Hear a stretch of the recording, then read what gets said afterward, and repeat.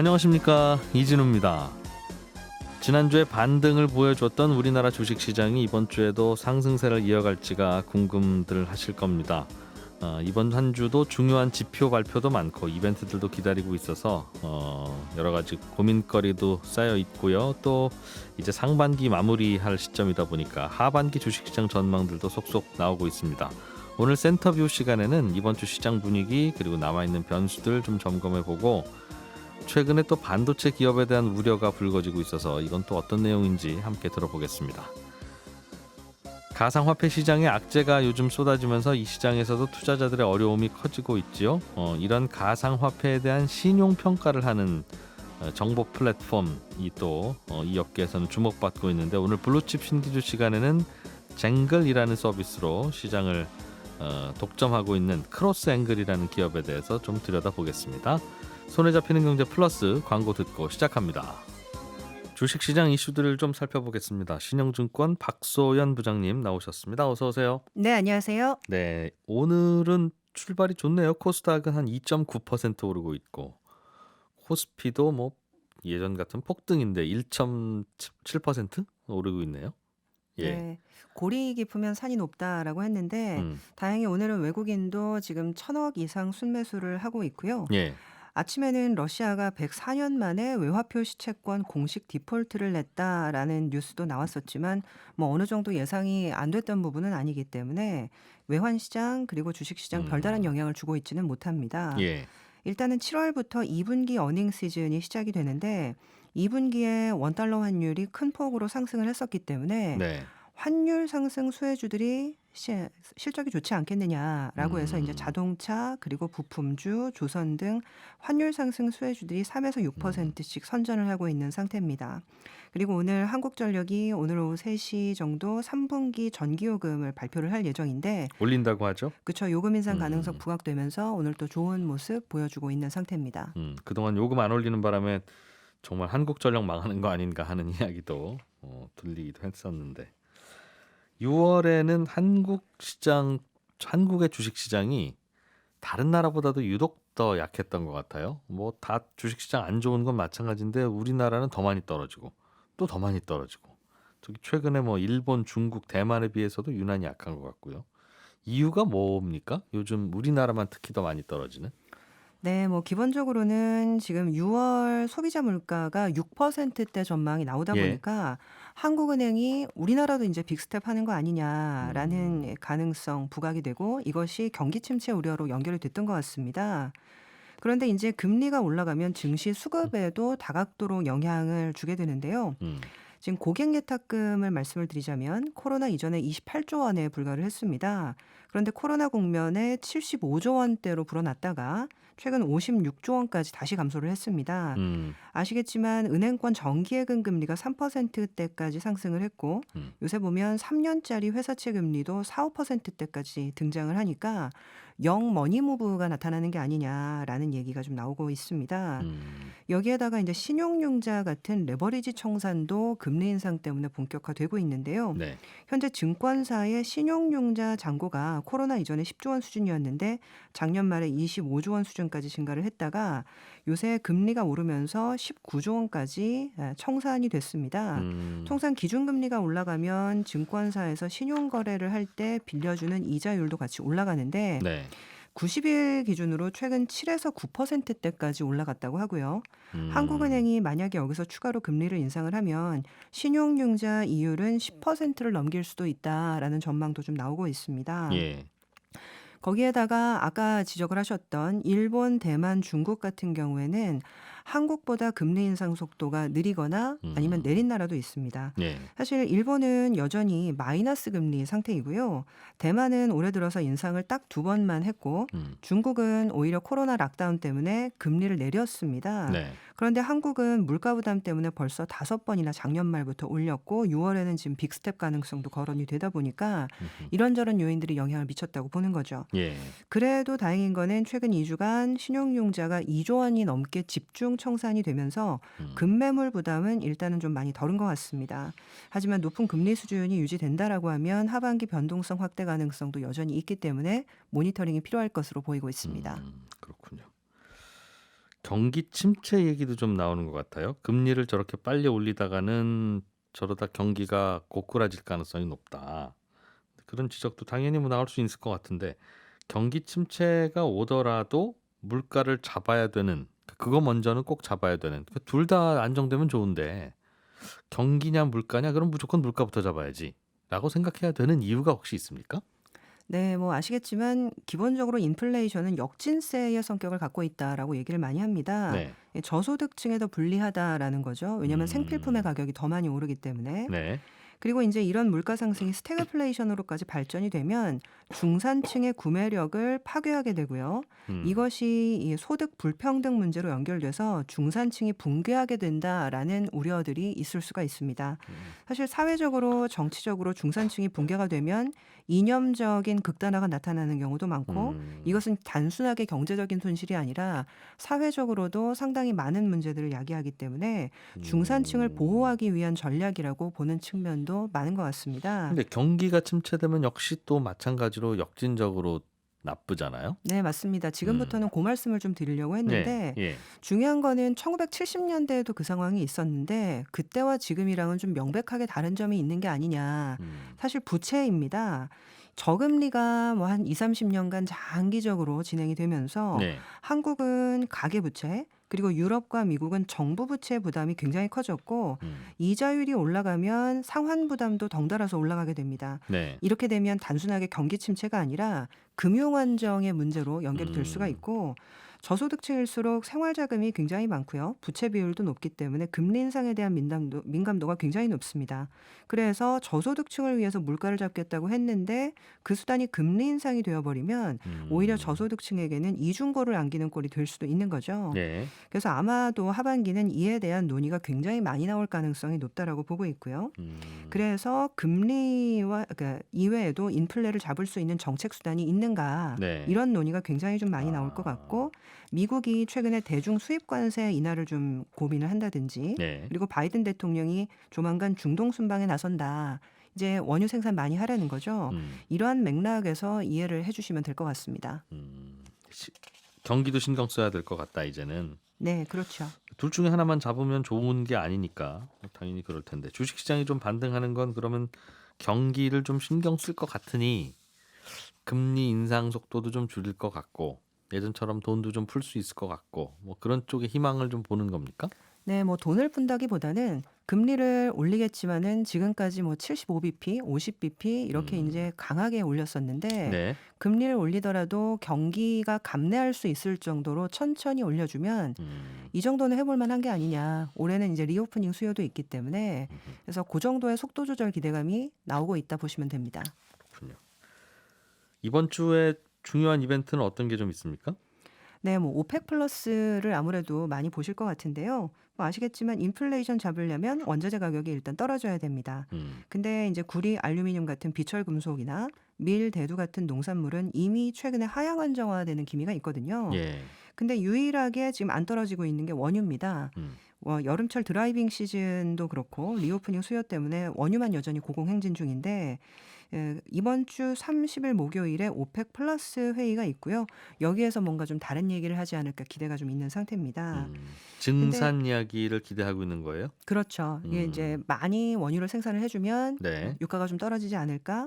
근데 이제 안타깝게도 오펙 플러스 회의는 사실 이번 달 초에도 있었습니다. 음, 그때 이미 7월과 8월의 산유량을 64만 8천 배럴 늘리기로 했었는데요. 예, 뭐 러시아 제재로 인한 공급량이 너무 사실은 많기 때문에 이거를 메우기에는 음, 역부족이라고 생각을 좀 하는 거죠. 증산을 해도 러시아 구멍을 막기는 어렵다. 러시아 석유가 묶여 있으니까. 네, 그렇습니다. 거기다가 이제 최대 음, 생산국이 사우디아라비아인데요. 이 사우디아라비아와 미국과의 외교 불화가 영향을 미치고 있는 거 아니냐. 지금 이런 우려도 좀 있기 때문에 오펙 음, 플러스 회의를 계기로 유가가 내려가기는 좀 쉽지 않을 것 같습니다.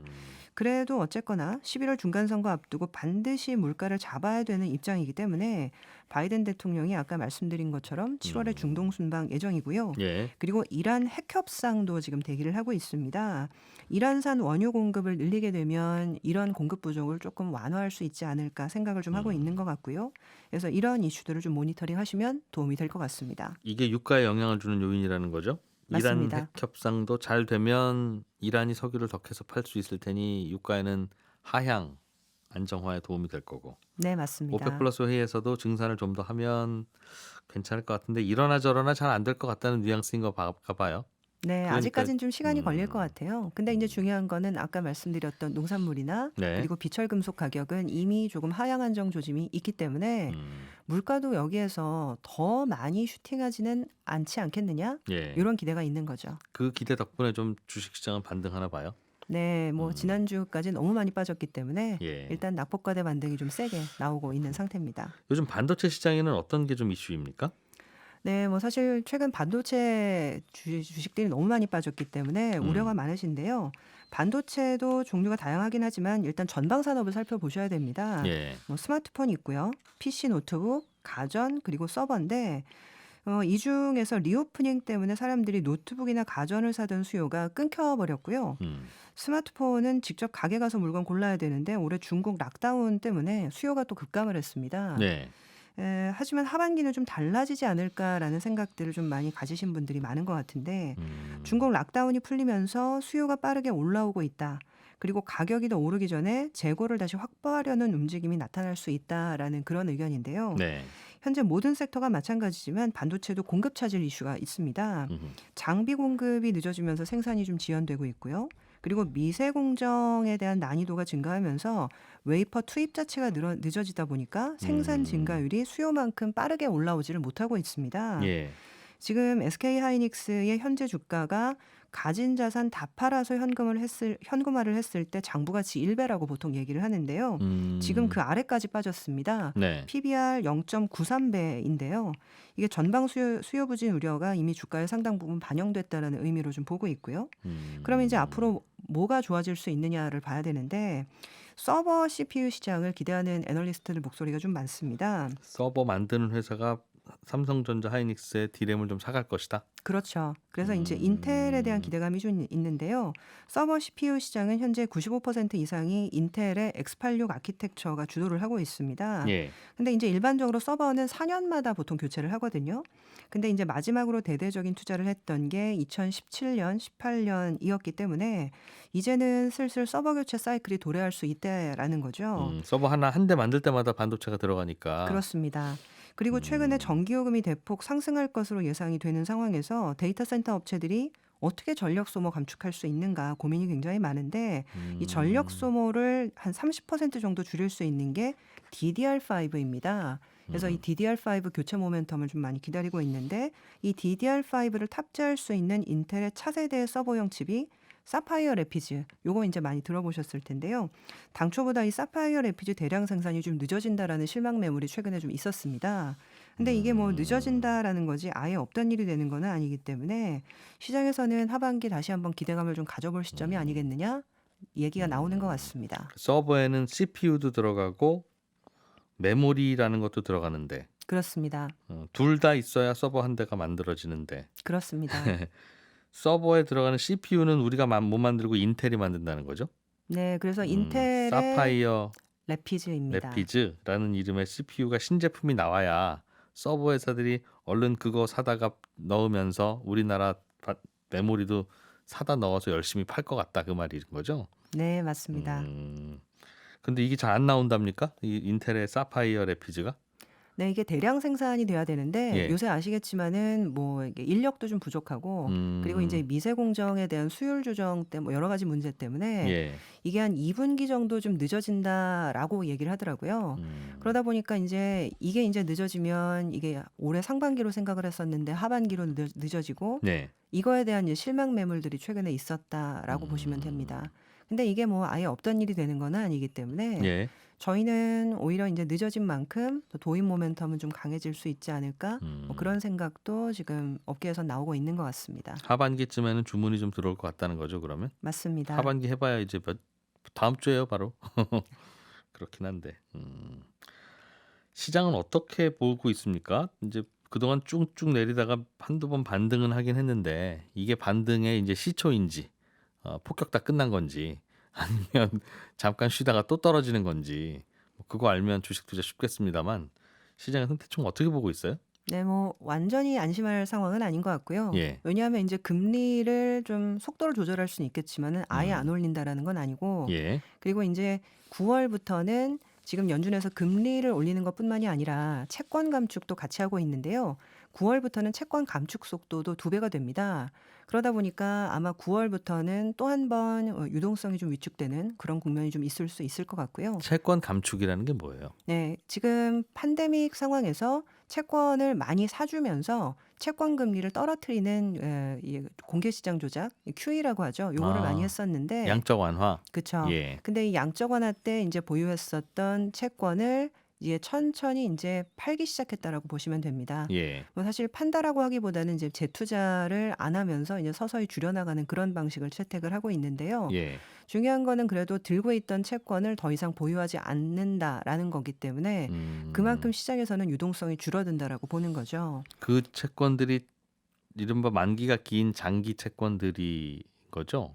장기 채권도 있지만은 평균적으로는 한 5 년에서 7 5 년에서 년 한 7년 정도? 중기물이라고 얘기를 많이 하고 있고요. 예. 근데 중요한 거는 일단 뭐 만기가 긴 채권이든 내지는 뭐 짧은 채권이든 이런 것들이 이제 만기가 도래하면서 음. 유동성을 흡수하는 역할들을 하기 때문에 네. 요거에 대한 이제 하반기 우려가 좀 아직은 남아 있다 음. 보시면 됩니다. 금리를 올리는 것 자체가 유동성을 좀 흡수하려는 정책이잖아요. 그렇죠. 기준금리를 올리는 걸로도 수도꼭지가 좀 조여지는 건데 말씀하셨던 채권을 대체하는 즉 만기 상환을 그냥 받아버리는 식으로 해버리면 수도꼭지가 두 바퀴 돌아간다는 뜻입니까? 아니면 그게 그겁니까 결국은? 아, 네. 일단은 금리도 올리고 예. 거기에다가 인제 양적 완화했던 부분들도 좀 축소를 하는 거니까 음. 지금은 사실은 고통이 좀 2배가 되는. 이중으로 조이는 거예요 시장을? 그렇습니다. 네. 그래서 사실 좋은 이슈라고 보기는 어려운데요. 예.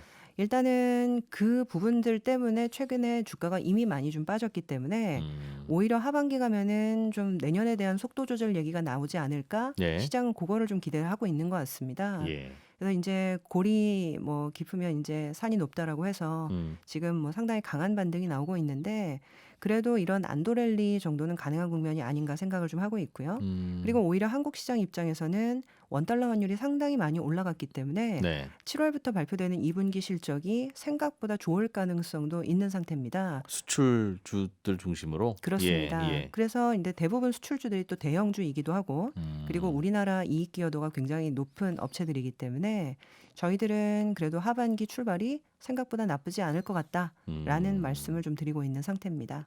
이렇게 환율이 떨어지면 우리나라 주력 기업들의 실적이 좋아진다고 말씀 주시잖아요. 환율이 떨어질 때 보통 경기가. 환율이 올라가면. 아, 네. 아 환율이 그렇죠. 환율이 올라가면 올라가면 그렇습니다. 수출주들이 좋아서. 네. 그럼 환율이 올라가면 그거는 외국인 투자자들 입장에서는 특히 우리나라 주식 살 만한데 한국 주식 또 환율이 올라갈 때는 또 환율이 오른다고 빠져나가고. 그 왜 방향성이 좀 그럴까요? 중요한 것 예. 같습니다. 일단은 환율이 올라간다라는 거는 그만큼 경기가 악화되고 있다라는 거기 때문에 환율이 올라갈 때는 사실은 예. 보통은 좋지 않고요. 근데 인제 환율이 정점까지 가서 방향을 바꾸고 조금이라도 떨어지기 시작을 하면 '아, 그래도 경기가 조금 나아진다.'라고 생각할 수 있는 근거가 되는 거고요. 예. 그러면 그때부터는 오히려 높은 환율을 근거로 사들여 가게 되는 좀 변곡점이 온다라고 보시면 됩니다. 그렇군요. 시장에는 또 어떤 변수가 좀 있을 것 같습니까? 제일 마음에 걸리는 것들 중에 하나가 어떤 것들이세요? 네, 사실 지난주에 MSCI 선진국 지수 편입을 기대를 많이 했었는데 예. 지금 지수 편입이 되려면 와치리스트라고 해서 이 예비 그 검토 리스트에 들어가야 됩니다. 예. 근데 인제 안타깝게도 이 검토 리스트에 들어가질 못했습니다. 우리나라 시장이 네. 예. 뭐 여러 가지 이유가 있었을 텐데요. 일단은 뭐 역외 외환 시장 개방이라든지 뭐 우리나라 지금 정부에서는 상당히 좀 어렵다라고 보고 있는 부분들을 계속 요구를 하고 있기 때문에 금융 안정이 훨씬 더 사실 중요하다라는 관점에서는 아마 받아들이기 어려웠던 부분들도 있었을 것 같습니다. 근데 인제 금융 시장에서는 만약에라도 환율이 이렇게 많이 올라가는데 선진국 지수에 편입이 되면 연기금이라든지 네. 해외 장기 투자 자금들이 유입이 되면서 증시 안정에도 도움을 주고 환율 안정에도 도움을 줄 수 있는 거 아니냐 기대감이 좀 있었거든요. 네. 근데 이제 안타깝게도 지난주 금요일에는 1 년에 한 번 있기 때문에 또 편입되는지 보려면 내년 6 월까지 기다려야 되는데 안타깝게도 네. 좀 불발이 된 상태입니다. 그것도 시장에는 지금 좋지 않은 뉴스라는 거죠? 네. 근데 인제 뭐 전체적으로 보게 되면 요 이슈는 좀 지나갔고 오히려 이제 내년 편입을 위해서 제도 개편이나 이런 부분들이 나올 수가 있기 때문에 좀 장기적인 관점에서는 MSCI 선진국 지수 편입도 하나 좀 재료로서 좀 모니터링 해주셨으면 좋겠습니다. 단기적으로는 뭐가 제일 관건이라고 보세요, 부장님께서는? 단기적으로는 한두 달 정도 주가 생각하면. 한두 달 주가 생각하면 음. 지금 결국 7월 말에 있는 지금 FOMC 그리고 우리나라 한국은행의 지금 금통위가 되겠죠. 아마 금리는 지금 미국은 75bp를 올릴 거라고 예상을 하고 있고 예. 한국은 사실 25bp가 될지 50bp가 될지 아직은 좀 결정하기 어려운데 다음 달에. 네, 올리면서 이제 어떤 코멘트들이 나오는가가 굉장히 중요할 것 같습니다. 예. 그래서 이제 물가를 잡는다라는 거에 이제 우선을 두게 되면 시장은 조금 실망하겠지만 그래도 경기도 같이 고려하겠다라는 코멘트가 그러면? 나오면 좋아질 것 같습니다. 그걸 좀 잘 들으면 되겠다. 네, 주식시장 그렇습니다. 재편수다. 신영증권 박소연 부장이었습니다. 고맙습니다. 감사합니다. 저희는 2부에 돌아옵니다. 블루칩 기업들의 이슈와 투자 이야기를 함께 살펴보는 블루칩 신기주 시간입니다. 오늘은 요즘 악재가 쏟아지면서 투자자들의 신음이 커지고 있는 가상화폐 시장의 기업 하나를 소개해 볼까 하는데요. 가상화폐 정보 플랫폼 쟁글이라는 서비스를 하고 있는 회사인 모양입니다. 더밀크 코리아 신기주 부대표와 함께합니다. 어서 오세요. 네, 안녕하세요. 서비스 이름이 정글이에요? 쟁글이에요? 쟁글. 네, 쟁글. 쟁글입니다. 네, 예. 크로스 앵글이라는 회사 이름이고요. 예. 여기 서비스 이름이 쟁글이라는 서비스가 있는 거죠. 네. 가상화폐와 관련된 이야기인가 보군요. 맞아요. 이게 사실 요즘 가상화폐 저도 지금 방송 들어오기 직전에요. 예. 이게 비트코인이 도대체 얼마야 하고 봤더니 음. 이제 한 2,700만 원대 조금 넘었더라고요. 예. 한 개당. 근데 원래 한 개당 2021년 11월 기준이면 8천만 원 넘었었거든요. 그러니까 야, 정말 엄청난 거죠. 지난주인가요? 거의 한 주 만에 거의 30% 넘게 떨어졌으니까. 네. 예. 그러니까 엄청나게 이제 가상화폐 시장에 겨울이 왔다 이런 표현을 쓰는데 그래서 이제 이 얘기만 들으면 징글징글한 분들이 있을 텐데 그래서 쟁글이라는 서비스를 한번 소개해드리려고 갖고 왔습니다. 이건 뭐 필요해요. 어떤 것 네. 해주는 서비스입니까? 이게 일차적인 서비스는 이런 거예요. 그 가상화폐라고 하는 것도 일종의 기업이고 주식시장처럼 내용을 알아야 될 거 아니에요. 예. 그러면 근데 이런 기업들이 이제 그 공시를 하죠. 말하자면 우리 뭐 변동이 있어요. 아니면 뭐 ICO를 해요. 이런 걸 하는데 이런 공시를 모아주는 서비스가 놀랍게도 가상화폐 시장에는 아직까지 없었어요. 그러니까 주식시장에는 다트가 있잖아요. 그러니까 들어가면 볼 수 있잖아요. 공시를 모아놓은 사이트. 네, 일단 예. 공시조차 모아지지 않았던 거예요. 이게 약간 공시라는 게 있기는 있어요. 가상화폐 시장에. 하긴 해야 되는 거죠. 왜냐하면 투자자들이 있으니까 뭐라도 알리긴 알리긴 알리는데. 알려야 되는 거죠. 근데 그것도 의무화된 지 얼마 안 됐고요. 그리고 의무화됐다고 해도 볼 수가 있어야 어디 가서 볼 텐데. 근데 이런 것들이 그러니까 그게 얼마나 가상화폐 시장이 그동안은 광풍이었지만 시스템이 갖춰지지 않았었던지를 보여주는 단적인 예인데 쟁글이 이제 다트처럼 아주 기초적인 형태의 공시를 해요. 공시를 모아서 보여주는 걸로 시작을 했는데 여기서 좀 넘어가고 있는 거죠. 이제까지는 묻지마 투자였지만 앞으로 물어봐 투자해야 되잖아요. 누구한테 물어봐야 되는데 물론 뭐 투자하기 싫다고 하시는 분들도 있겠지만 일단 가상자산 시장이 생겨난 건 현실이니까 여전히 앞으로 투자할 분들은 있을 거예요. 그럼 그런 분들을 위해서 물어볼 때를 만들어주는 그런 정보를 공급해주는 어떤 코인이고 요즘 무슨 일이 벌어지고 그렇죠. 있고 그 네. 얘기를. 네, 그런 식의 어떤 뉴스 정보도 있어요. 이제 예. 가상 정보 플랫폼이라고 하는 부분도 있는데 일단 공시 다음에 성과 말씀하신 것처럼 재무 지속성 분석 자료 뭐 말은 어려운데 쉽게 얘기하면 그냥 기업들의 어떤 재무 제표를 한눈에 볼 수 있게 해주는 건데 이걸 이제 요 업계 용어로 치면 온체인 데이터를 통해서 정보를 저장한다 이런 표현을 씁니다. 온체인 데이터. 그러니까 블록체인이잖아요. 블록체인의 핵심은 결국은 그 너하고 내가 다 서로 정보를 같이 갖고 있으니까 그 내가 바꾸면 너도 바꾼 걸 아니. 그러니까 조작이 불가능한 거잖아요. 그러니까 온체인 데이터 형태라고 하는 건 이 정보 자체가 굉장히 신용도가 높다는 걸 설명하는 것인데 여기에 쟁글은 하나가 더 있습니다. 뭐냐면 이런 정보를 모아서 자체적인 신용평가 모델을 개발해서 이 가상화폐가 신용평가 등급이 A야, B야, C야, D야 이렇게 점수를 주는 서비스를 하고 있죠. 그러니까 이게 일단 시장에서 각광을 받고 있어요. 특히 요즘처럼 겨울이 왔을 때는 춥잖아요. 그럼 추우면 뭔가 누가 좀 말해주고 싶은 건 좋잖아요. 네. 그걸 해주는 서비스인 겁니다. 이게 어떤 회사인지부터 어떤 새로운 소식이 있는지 재무제표는 어떤 사업을 하는 게 아닌데 무슨 재무제표가 있는지 모르겠습니다만 뭐 어쨌든 아무튼 네. 코인에 대한 모든 네, 그렇죠. 정보를 맞아요. 열심히 네. 모아보고 관리도 해보고 네. 심지어는 투자 등급도 해보겠다. 그렇죠. 투자 등급도 줍니다. 네. 그 증권이라고 하면 증권사와 뭐 신용평가사 등등이 하는 일을 우리가 한꺼번에 해보겠다고 하는 거군요. 네, 그 우리 왜 그 음. 무디스, 피치, 뭐 스탠다드 앤 푸어스 이런 그 신용평가 회사 이름들은 예. 경제자 관심이 없어도 한 번씩 들어보잖아요. 특히 그 외환위기 때 이 신용평가 회사들이 그 우리나라 등급 매겨갖고 큰 난리가 나고, 그러니까 그만큼 와 대단한 회사들인가 보다 싶지만, 이게 보면 20세기에 만들어진 금융 시스템에서 우리 신용평가를 누가 좀 해줘야 돼라는 시스템으로 은행과 증권사가 필요에 의해서 만들어진 놓은 것이어서 예.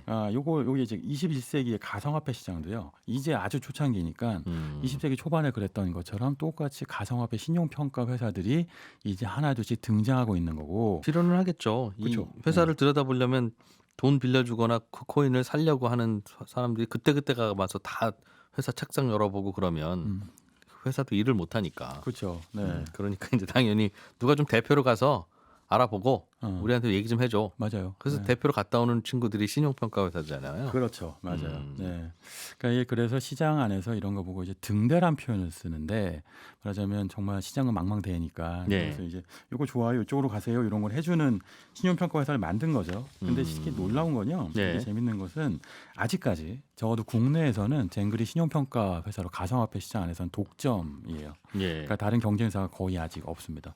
그러니까 이게 과거 20세기의 화폐 시장이 만들어지던 거에 모델을 그대로 벤치마크해서 뭐가 필요하겠다라고 예측한 다음에 그 서비스 만들면 오히려 사실 이런 거죠. 옛날에 왜 그 금 캐러 갈 때 금보다 삽이 더 많이 팔렸다고 얘기하잖아요. 똑같아요. 이것도 가상화폐 투자하는 것보다 가상화폐 시장 안에서 신용평가 모델을 만들어서 공급해주면 돈을 더 번다. 이걸 지금 젠글도 보여주고 있는 거죠. 네, 거의 유일무이하니까. 뭐 어떤 구조의 사업 모델인지는 알겠습니다만 저는 양쪽 다 좀 되나 싶은 게 여기 있는 분들 물론 이제 피치나 스탠더드 앤 푸어스나 무디스 같은 것도 예전에 시작할 때야 조그마한 회사였으니까 아무것도 아니었죠. 네. 그러니까 뭐 처음부터 큰 회사여야 된다는 보장은 없습니다만 네.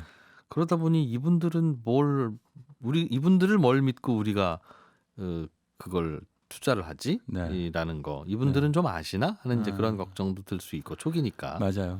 네. 또 하나는 이게 회사라면 회사에 가보고 무슨 사업하는지 재무제표도 좀 보고 돈을 벌고 하는지를 보고 사장님 얼굴도 보고 하면 뭔가 근거가 있는데 코인은 이건 뭐 누가 특별히 만든 사람도 손들어봐 하면 없고 탈중앙이니까 네. 그냥 알아서 어떻게 돌아가면서 백서 하나만 있다는데 그거를 어떻게 판단을 하고 평가를 내리지? 라고 하는 그런 두 가지 의문이 드네요.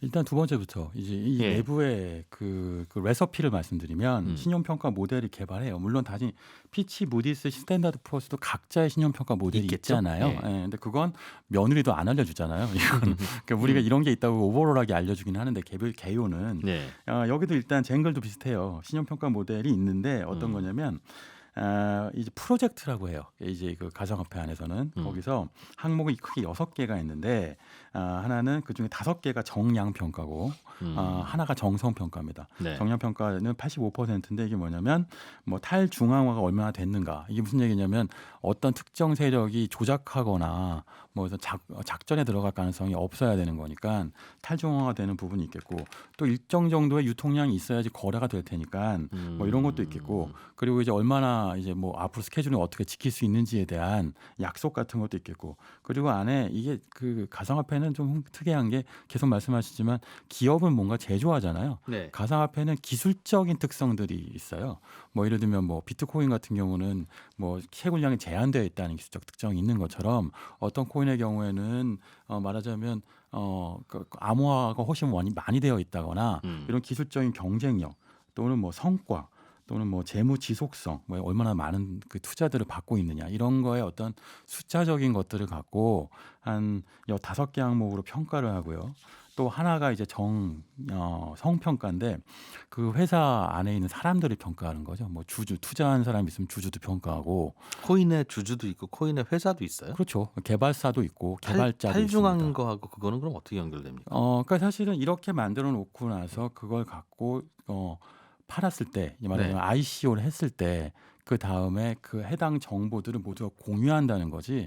최초의 이제 알고리즘 자체는 개발한 사람이 있죠. 예를 들면 대표적인 케이스가 테라루나일 텐데, 테라폼 랩스라고 하는 네. 이제 문제가 됐던 회사가 권도영이라는 대표가 이거를 개발했고 그 안에서 이런 기술적인 특성을 갖고 있었잖아요. 말하자면 가격이 떨어지지 않아요. 요거는 정확하게 이제 가격이 유지가 되는 스테이블한 코인이에요. 네. 그러면 이제 이런 쟁글 같은 회사는 그게 기술적으로 가능하냐라는 거를 검수를 하는 거죠. 검수를 한다. 네. 좋은 그런데 좋은 사례가 됐을 텐데 음. 보통 그 무디스나 피치나 스탠더드앤푸어스 같은 신용평가 회사들이 가끔씩 망신을 당하는 케이스가 어떠한 회사 혹은 어떤 뭐 금융시장에 큰 일이 벌어졌는데 이 신용평가사들은 미리 그럼 예고를 해서 등급을 낮췄었나? 보면 방심하고 있었다. 네. 그럼 뭐 하는 거냐? 당신들 그거 밥 먹고 하는 일이 그건데 그런 논란이 있었잖아요. 맞아요. 이번에 네. 테라 루나 사태는 이 쟁글이라고 하는 곳에서 어느 정도 사전에 조심하라는 신호를 좀 보내줬습니까? 그럼? 요거는 좀 어려웠는데요. 예. 왜냐하면 아시다시피 테라 루나 사태는 너무 급작스럽게 발단이 됐잖아요. 5월 7일이었는데 5월 7일에 갑자기 떨어지기 시작해서 거의 일주일 만에 폭락을 했으니까 사실은 요거 관련된 위험 신호 발신이 좀 어려웠죠. 업계 전체적으로도 그랬어요. 근데 그게 테라 루나 사태에서 이제 받을 교훈은 이런 거라고 봐야 되는데 그 당시에도 왜 그런 사람이 있었어요. 테라 루나에 내가 투자를 엄청나게 했다. 그래갖고 심지어 그 안에 내 팔뚝에다 문신까지 해서 나 루나는 정말 믿어요. 여기 이제 갤럭시 디지털의 그 마이크 노보그로처라는 투자자인데 투자자들이 그런 인플루언서의 말을 믿고 투자를 하는 거예요. 그러니까 그런 거보다 쟁글리에서 제공하는 형태 이런 식의 평가가 말씀하신 것처럼 퍼펙트하게 완벽하진 않아도 그래도 이런 인플루언서의 트위터를 보고 투자하는 것보다 훨씬 신용도 신뢰할 만하다라고 하는 것들이 서서히 시장에 어떤 변화를 만들어내고 있는 거죠. 이제까지는 가상화폐 투자가요. 이런 게 있었어요. 그 스토리텔링 투자라고 했었는데 네. 처음에 등장했을 때는 왜 교환 가치가 있다였잖아요. 화폐처럼. 그래갖고 그 일론 머스크가 한 얘기가 비트코인 주면 테슬라 차 줄게요. 이게 교환 가치잖아요. 근데 이제 어느 순간부터 교환 가치 얘기 싹 사라지고 그 다음 나온 얘기가 이거 사면 저기 금이에요. 디지털 금. 절대 가격 안 떨어져요. 근데 디지털 금 아니잖아요. 너무 가격이 떨어지니까. 세 번째 나온 얘기가 지금 테라 루나 사태처럼 가격이 절대 안 떨어져요. 스테이블 코인입니다. 이게 사실은 다 검증이 안 된 스토리에 의해서 그럴듯하게 설명하는 것인데 네. 그럴수록 사실은 이런 식의 쟁글 같은 신용평가 모델을 갖고 있고 가상화폐를 평가하는 회사의 필요성이 증가하는 거죠. 이게 다시 말씀드리지만 100년 전에 이 파이낸스 시장, 금융시장이 성장했을 때하고 똑같은 모델이에요. 근데 이제 말씀하신 것처럼 얼마나 신뢰할 수 있느냐라고 하는 것은 시간이 좀 말해주는 측면이 있죠.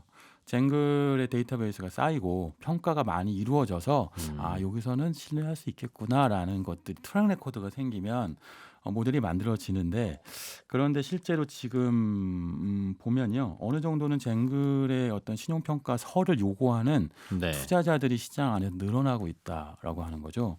그러니까 이게 가상화폐를 투자받으려면 세 가지가 필요한데요. 하나는 기술이 뭐냐라는 기술평가서.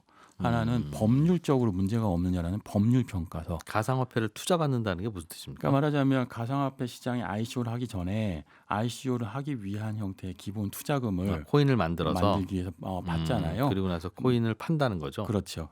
고를 때 이런 평가서가 필요한데 세 번째로 필요한 게 쟁글의 신용평가서가 평가 기준도 복잡하고 높고 그래서 가장 비싸게 받아야 되는 평가서가 되기도 합니다. 그러니까 이게 시장 자체가 너무 어려운 시장 안에서는 이렇게 등대가 필요하다고 하는 거 분명하고요. 투자자들은 뭐라도 있어야 되는데 그렇죠. 이제 묻지마 말고 물어봐 투자를 해야 되니까. 뭐라도 좀 있어야 되니까. 근데 아까 말씀드린 것처럼 시장은 없어지지 않을 거예요. 그거는 분명하죠. 이게 많이 위축된 건 사실이고 한동안 겨울이긴 하니까. 하지만 현재 독점 상태인 쟁글이라는 회사가 이 시장 안에서 어떤 신용, 어떤 기준 이런 거 만들어내길 투자자들도 기대하고 있기는 하죠. 코인 숫자가 굉장히 많은데 모든 코인에 대해서 다 평가를 해요? 여기는? 그리고 기본적으로는 할 수 있는데 사실은 쟁글이라는 회사의 캐파가 그게 다 되지는 못하겠죠. 하지만 일단 기본적으로 신용평가를 요구하는 회사한테는 하는 거잖아요. 예. 돈을 받고 하는 거니까. 그래서 지금은 이게 등급이 AAA부터 D까지 등급을 주는데 네. 이 등급을 받기 위해서 많은 이제 가상화폐 만드는 개발자들이 쟁글한테 와서 신용평가를 의뢰합니다. 그러다 보니까 사실은 이 회사 맞아면 크로스 앵글이라는 회사 자체도 투자를 많이 받았죠. 크로스 앵글은 쟁글과 무슨 관계가 있습니까? 크로스 앵글은 이제 쟁글이란 서비스를 운영하는 같은 회사네요. 회사인데 예. 크로스 앵글에 KB 인베스트먼트하고 신한 캐피털이라는 회사가 2022년 4월에 최근이네요. 170억 원 투자했어요. 근데 이게 굉장히 중요한 시그널인 게 요 KB, 뭐 신한 이런 회사들은 원래 가상화폐하고 거리가 있는 기존 레거시 금융사잖아요. 네. 여기서 이제 이 회사에 투자한다고 하는 것은 가상화폐 자산 시장이 생긴다고 하는 건 기정사실. 그러면 그 안에서 어떤 회사가 기준을 세울 것이냐, 그 기준 만드는 회사에 먼저 투자하면 코인 투자하는 것보다 낫다라고 보는 거고, 요렇게 해서 지금 한화투자금융도 투자했었으니까 시장이 그렇게 흘러가고 있어 보입니다. 이거는 이런 보고서를 써주고 평가를 할 때마다 평가 수수료를 돈 받죠. 네. 세상에 공짜가 어디 있어? 네. 코인 돈 받습니다. 발행한 사람들에게 받습니까? 그렇죠. 그 코인을 개발사. 만든. 코인 만드는 개발사가 이 신용평가서가 있어야 예. 더 많은 투자를 받을 수 있고 일반 투자자들한테도 신용을 얻을 수 있으니까요. 이 신용평가서가 기술평가서나 법률평가서보다 훨씬 비싸게 거래되고 있어서 얼마나 받고 하나씩 해준대요? 혹시 뭐 소문 난 게 최소 한 있습니까? 미니멈 몇천 된다고 하더라고요. 이 코인은 어떤 뭐 코인이다. 그렇죠. 네. 사실 결국은 이게 무디스, 피치, 스탠다드앤푸어스도 똑같은 비즈니스 모델을 갖고 있으니까 예. 그거로 돈을 받잖아요. 그렇게 돈을 받아갖고 하려고 합니다. 비슷한 일을 하는 회사는 없어요? 이 피치나 스탠다드앤푸어스, 무디스가 다 비슷한 일을 하는 네. 회사고 여기도 우리나라도 신용평가사는 있는데. 맞아요. 여기도 말씀하신 것처럼 예. 그 경쟁과 서로 견제를 해야 되잖아요. 하나만 독점하면 안 되는 시장이니까 예. 아직은 독점인데 현재는 전주대학교하고 그 가상 자산 가치 평가원이라는 곳이 아주 최근에 생겼어요. 네. 그래서 여기서 쟁글과 이제 균형을 이루려고 하는데 우리도 한번 평가를 해보겠다. 그렇죠. 근데 이제 시간이 좀 필요한 거죠. 요거 이 쟁글 같은 경우는 뭐 3년 넘게 평가했으니까. 그렇군요. 아까도 잠깐 질문 드린 건데 네. 이게 회사면 얼마나 무슨 일을 하고 돈을 얼마나 벌고 이게 평가의 기준이 딱 나오는데 네. 이익을 못 내더라도 적자라도 뭐 매출이 늘어난다든가 뭘로 하는데 코인은 뭘로 평가를 해야 되는 겁니까? 그러니까 비트코인이 넘버원 코인이라고 하는 건 제일 거래량 거래 대금이 많다. 네. 그냥 그 순서대로 할 거면 굳이 평가할 이유는 없고 음. 거래소별로 거래량 거래 대금이 나오니까 그거 말고는 뭘 보고 좋은 거다 나쁜 거다 A다 C다 B다를 결정해요? 사실 이게 지금 말씀하신 논리가 워렌 버핏 논리잖아요. 워렌 버핏은 가상자산 아무것도 생산하지 않으니까 그러니까 평가할 가치도 없다. 이거는 쓰레기다. 이렇게까지 평가하는데 아니, 그것까지 아니더라도 네. 뭔가 생산하는 게 없으면 다른 걸로 해야 되는데 네.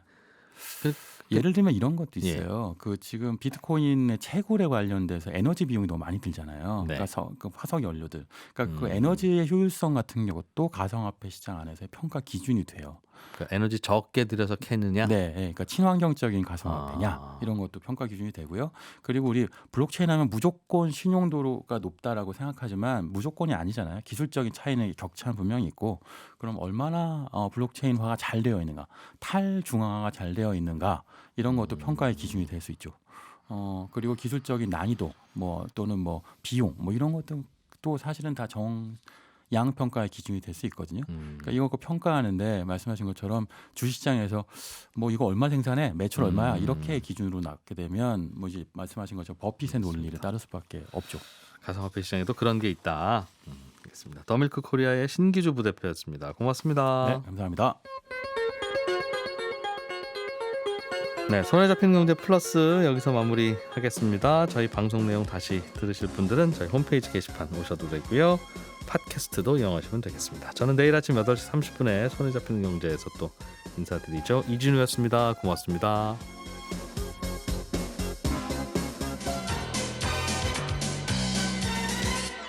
더 깊고 더 재미있는 경제 이야기 이진우의 손에 잡히는 경제 플러스.